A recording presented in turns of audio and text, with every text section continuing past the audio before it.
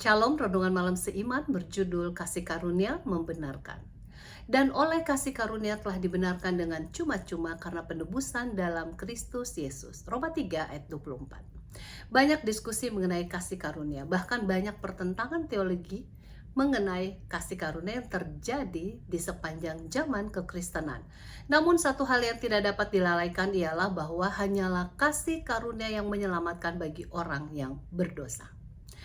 Kita perlu merenungkan kasih karunia Allah yang telah merencanakan keselamatan untuk kita semua sejak zaman kekekalan hingga inkarnasi dari Yesus, kehidupannya, penyalibannya, dan kebangkitannya. Semuanya ini menunjukkan akan kasih karunia Allah yang maha ajaib.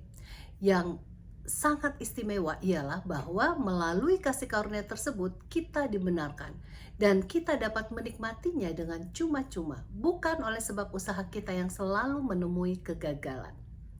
Jadi kita yang telah dibenarkan Yesus oleh sebab kasih karunia dikatakan dalam 2 Korintus 5 ayat 20, jadi utusan-utusan Kristus. Seakan-akan Allah menasihati kamu dengan perantaraan kami.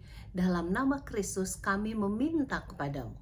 Berilah dirimu didamaikan dengan Allah. Bukan hanya itu, Kolose 1 ayat 13 dan 14 mengatakan, Ia telah melepaskan kita dari kuasa kegelapan dan memindahkan kita ke dalam kerajaan anaknya yang kekasih.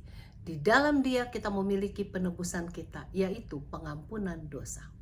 Semua ini dimungkinkan hanya oleh karena kasih karunia Allah yang kita dapat nikmati bukan saja secara pribadi kita sendiri, tetapi juga orang lain yang berada di sekitar kita. Dengan percuma kita menerima, maka dengan percuma juga kita harus bagikan kepada orang lain. W.H. Griffith Thomas menuliskan dalam buku Grace and Power, halaman 96 dan 97, bahwa kasih Allah itu hanya dapat tersedia kepada orang lain melalui anak-anaknya. Dengan alasan ini, maka orang percaya harus menjadi alat dari kasih karunia.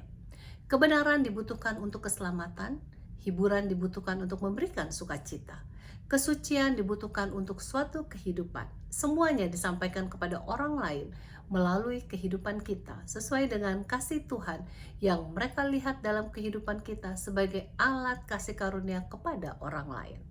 Kasih Allah dalam hidup kita akan membawa kita untuk mengasihi orang lain, dan hubungan kita akan lebih manis, lebih kudus, murni, serta meninggikan dan memuliakan Tuhan.